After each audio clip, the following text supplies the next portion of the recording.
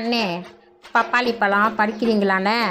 எனக்கும் ஒரு பழுத்த பழமாக பார்த்து பறித்து போடுங்கண்ணே. டே, அதெல்லாம் கொடுக்க முடியாது போடா. நானே அந்த கிளவி வர்றதுக்கு முன்னாடி 2 பப்பாளி பழம் பறிச்சுட்டு போகலான்னு கஷ்டப்பட்டு மரத்தில் ஏறி இருக்கிறேன். நீ வேற முதல்ல நீ இங்கேருந்து கிளம்பு. அந்த கிளவி பார்த்தா அவ்வளவுதான், மரத்தில் என்னை கட்டி போட்டே உதப்பா. நீ முதல்ல இங்கேருந்து போடா. திருட்டு பையன் கீழே இறங்குறதுக்கு முன்னாடி பறிச்சு போட்ட பப்பாளி எல்லாம் தூக்கிட்டு போயிட்டானே. இந்த பழத்த பப்பாளி எல்லாம் பார்க்குறப்போ எனக்கு சாப்பிடணுன்னு ரொம்ப ஆவலாக இருக்கு. சரி, இந்த மரத்தில் ஏறி பிச்சுக்கிறேன்.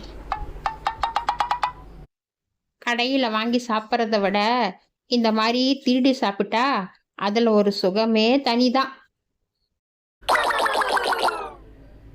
அந்த கிளவி வரத்துக்கு முன்னாடி இதெல்லாம் தூக்கிட்டு போயிடணும், இல்லைன்னா அவ்வளோதான், பிரச்சனை ஆயிடும். மரத்தில் பழுத்த பப்பாளி சும்மா ஸ்வீட்டாக சூப்பராக இருக்கும். இதெல்லாம் நான் வீட்டுக்கு இப்போவே எடுத்துகிட்டு போயிடுறேன். எம்முட்டு நாளா இந்த பப்பாளியை பறிக்கணும்னு நானும் பார்த்துட்டு இருக்கேன். இன்னைக்கு தான் சான்ஸ் கிடைச்சிது. சரி, கிளவி வரத்துக்கு முன்னாடி ஓடிடலாம். யாரு கேட்டு நீ இவ்வளவு நிறைய பப்பாளி பழம் பறிச்சு வச்சிருக்க? அண்ணனுக்கு பழுத்த பப்பாளி சாப்பிடணுன்னு ரொம்ப ஆசையாம், அதான் ஒரு பழம் பறிச்சுக்கிட்டாரு. அது சரி, என்கிட்ட கேட்காம எப்படி நீ பழத்தை பறிக்கலாம்? நானும் பாட்டிக்கிட்ட கேட்டுட்டு பழத்தை பறிங்கண்ணான்னு சொன்னேன். அதுக்கு திருடி சாப்பிட்ற பழம்தான் ரொம்ப டேஸ்டாக இருக்கும், கேட்டுட்டு சாப்பிட்டா நல்லா இருக்காதுன்னு இவர் சொன்னார் பாட்டியே. இல்லை பாட்டி, நான் அப்படியெல்லாம் ஒன்றும் சொல்லலை பாட்டி. இந்த பப்பாளி பழம் பறிக்கிறதுக்கு ஆளுங்க வேணும்னு சொன்னாங்க, அதான் வந்தேன். வந்து பார்த்தா இங்கே யாருமே இல்லை. சரி, அதான் பறிச்சு போடலான்னு பறிச்சு போட்டேன் பாட்டி. அப்பா காசு போட்டு வாங்கி சாப்பிட்டா நல்லா இருக்காது, திருடி சாப்பிட்ற பழம் தான் நல்லா இருக்குன்னு ஏன்னு சொன்னீங்க? டே கருவாயா, கொஞ்சம் வாயை மூடிட்டு நில்லுடா. அம்மா, பப்பாளி பழம் பறிக்க ஆள் வேணும்னு சொன்னீங்களாமே, கோபால் சொல்லி விட்டாரு. நான் போய் பழத்தை பறிக்கட்டுமாம்மா? பப்பாளி பழத்துக்கு ஏகப்பட்ட டிமாண்டு, நிறைய ஆர்டர் வந்திருக்கு. நீ முத்தின பழமா பார்த்து நல்லா பறிச்சு வை. சரிங்கம்மா, அப்படியே ஆகட்டும். நான் போய் இப்போவே பறிக்கிறேன். ஏண்டா, நீ என்கிட்ட தானே வேலை பார்க்குற? என்கிட்ட கேட்டா நான் உனக்கு 4 பப்பாளி பழம் தரமாட்டேனா? இப்படி எனக்கு தெரியாம திருடி சாப்பிடுவியா? உனக்கு கொஞ்சம் கூட வெக்கமா இல்லையாடா? நீ இப்படி திருடுனா உன்னை பார்த்து மற்றவங்களும் திருடத்தானடா செய்வாங்க. உனக்கு கொஞ்சம் கூட மூளையே இல்லையா? நல்லா சொல்லுங்க பாட்டி. இவ்வளோ பெரிய ஆளா இருந்துட்டு இப்படி திருடி சாப்பிட்றானே, இது தப்புன்னு இவனுக்கு கொஞ்சம் கூட தோணலை பாருங்க. நானும் சொன்னேன், திருடி சாப்பிடாதுன்னு, கேட்டு வாங்கிக்கோ, அந்த பாட்டி ரொம்ப நல்லவங்க, நிறைய பழம் கொடுப்பாங்கன்னு. ஆனால் திருடி சாப்பிட்ற பழத்துல தான் டேஸ்ட் இருக்குன்னு இவன் தான் திருடி சாப்பிட்டான் பாட்டி. சரி சரி, ஆனது ஆயிடுச்சு. எல்லாரும் போய் வேலை பாருங்க. இதை பாருங்க, இனிமே யாருக்கு பழம் வேணாலும் என்னை கேளுங்க, நான் கொடுப்பேன். யாரும் எனக்கு தெரியாம இங்க திருடக்கூடாது, என்ன? அட கருவையா, என்ன இன்னைக்கு பப்பாளி பழ கடை போட்டிருக்க? பப்பாளி பழத்தை பார்த்தாவே நல்லா சிவப்பா இருக்கே. என்ன, இனிப்பா இருக்குமா இல்ல சப்புன்னு இருக்குமா? இனிப்போ இனிப்பு, அப்படி ஒரு இனிப்பு. இதெல்லாம் மரத்துல பழுத்த பழம் பாட்டி. ஒரு கப்பு வாங்கி சாப்பிடுங்க, அப்புறம் சொல்லுவீங்க. எனக்கும் பப்பாளி பழம் கொடு. பப்பாளி பழம் சாப்பிட்டா உடம்புக்கு ரொம்ப நல்லதாமே. இந்த பப்பாளி பழம் சாப்பிட்டா ஸ்கின்னு பளபளப்பாகும், முடி நல்லா அடர்த்தியா வளரும், கண்ணு நல்லா ஷார்ப்பா தெரியும், அப்புறம் கேன்சர் அதெல்லாம் வராது. டெய்லி ஒரு பீஸு பப்பாளி பழம் சாப்பிட்டா மருந்து மாத்திரை கூட தேவைப்படாது.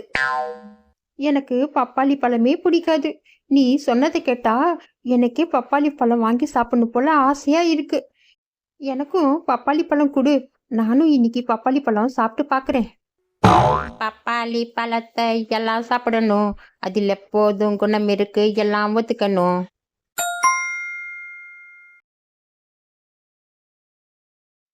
டே கருவாயா, என்னடா பப்பாளி கடை போட்டிருக்க போல இருக்கு? ஏண்டா, அந்த 4 பப்பாளி பழத்துலையாடா கடை போட்ட?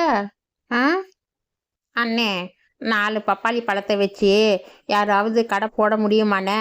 நீங்க பறிக்கிறதுக்கு முன்னாடியே நான் காலையில எந்திரிச்சு நிறைய பழத்தை ஆட்டையே போட்டுட்டேனே. அட பாவி, நீ இவ்வளவு பழத்தை ஆட்டைய போட்டுட்டு நான் 4 பழம் எடுத்ததுக்கு என்னை எதுக்குடா அந்த கிளவி கிட்ட மாட்டி விட்ட? சரி, போகுது விடுன. இந்தா, லாஸ்டா ஒரே ஒரு கப்பு பப்பாளி பழம் இருக்கு.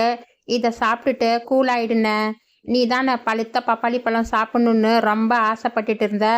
இந்தாண்ணே, இதை சாப்பிடு. என்ன, பப்பாளி பழத்தை கொடுத்து என்ன சரி பண்ணலான்னு பாக்குறியா? அதெல்லாம் முடியாது. அப்ப உன்னை அந்த கிழவிக்கிட்ட எப்படி மாட்டி விடுறேன் பாரு. உனக்கு எவ்வளவு தைரியம் இருந்தா நீ இவ்வளோ நிறைய பப்பாளி பழத்தை திருடி நீ கடை போட்டு எல்லாம் வித்திருப்ப. அடா, பிரியா விடுன. இதுக்கு போய் ஏன்னா இப்படி டென்ஷன் ஆகுற? அந்த கிழவிக்கு தான் எக்கச்சக்கமான சொத்து இருக்கு. ஆனா யாருக்காவது கொஞ்சமாவது தான தர்மம் பண்றாளா? அவ சரியான கஞ்ச பிசினாரி. அவகிட்ட எல்லாம் இது மாதிரி எடுக்கிறது ஒன்றும் தப்பே இல்லைண்ணே. டேய், இப்போ நீ வியாபாரம் பண்ண இல்ல, அந்த மொத்த காசையும் ஒழுங்கா என்கிட்ட கொடுத்துட்றா. இல்லைன்னா அந்த கிழவிக்கிட்ட நான் உன்னை போட்டு கொடுத்துடுவேன். ஞாபகம் வச்சுக்கோ. ஏதோ ஒரு 50-50ன்னு சொன்னா கூட ஒரு நியாயம் இருக்கு. நான் கஷ்டப்பட்டு கடை போட்டு வியாபாரம் பண்ணி எல்லாம் பண்ணி மொத்த பணத்தையும் நான் எதுக்கு உனக்கு கொடுக்கணும்? ஐயோ பாவம், ஒரு கிளாஸ் பப்பாளி பழமாவது கொடுக்கலான்னு பார்த்தேன். இப்போ உனக்கு அது கூட கிடையாது. சரி, நான் போயிட்டு வரேன், எனக்கு நேரமாகுது. ஏண்டா செல்வம், உன்னை மாட்டு தொழுவத்தை தானே சுத்தம் பண்ண சொன்னேன். நீ இங்க நின்னுட்டு என்னடா பண்ணிட்டு இருக்க? சொல்லுடா. இந்த கர்வாயனை பத்தி உங்களுக்கு ஒண்ணுமே தெரியாது. இவன் சரியான ஜகஜால கில்லாடி. அண்ணே, ஒரு கிளாஸ் பப்பாளி 30 ரூபாய்க்கு வித்தீங்க. உங்களுக்கு எவ்வளவு நிறைய லாபம் கிடைச்சிருக்கும். எனக்கு 10 ரூபாய்க்கு கொடுத்தா என்ன குறைஞ்சா போயிடுவீங்க? சரி, பரவாயில்ல விடுங்கண்ணே. நான் 20 ரூபாய் நாளைக்கு கொண்டாந்து கொடுக்குறேன். சரிண்ணே, நான் போயிட்டு வரேன். ஏண்டா, உனக்கு எவ்வளவு தைரியம் இருந்தா என் தோட்டத்துல இருந்து பப்பாளி பழங்களை பறிச்சு இத மாதிரி கடை போடுவ?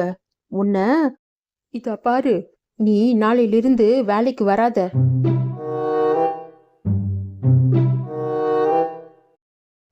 ஐயோ சாமி, நான் என் வாயை மூடிட்டு சும்மா இருந்திருந்தாலும் எனக்கு என் வேலையாவது மிஞ்சிருக்கும். இப்போ வேலையும் போயிடுச்சு. இப்போ நான் என்ன பண்றது?